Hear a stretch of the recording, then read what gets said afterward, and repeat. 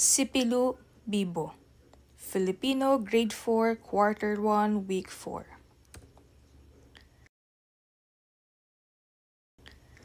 Ang magandang kinabukasan ay pinaghahandaan.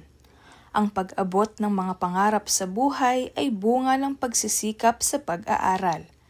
Karaniwan sa mga may determinasyon ay may matagumpay na kapalaran, at ito ay maitutulad sa isang pakikipagkaibigan.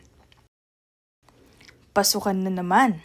Nag-uunahan ang mga mag-aaral na pumasok sa kani-kanilang silid-aralan. Sabik na sabik silang makitang muli ang mga dating kaibigan at makilalang lubos ang mga bagong kamag-aral. Samantala, may batang bihis na bihis. Nagpalinga-linga si Pilu. Nang makita ang Grade 4 Ilocos na nakasabit sa may pintuan, ay agad siyang tumakbo. Pumasok na siya sa silid at agad pumagitna. "Magandang araw po sa inyong lahat!" Masayang pagbati ni Pilu. Lahat ay nagulat, nagtinginan sa isa't isa. "Kitang-kita ko na kayo ay nagulat sa aking pagdating. Ibig ko sanang ipakilala ang aking sarili dahil ako ay bago lamang sa inyong paaralan." Hindi kumibo ang mga mag-aaral sa Grade 4 Ilocos.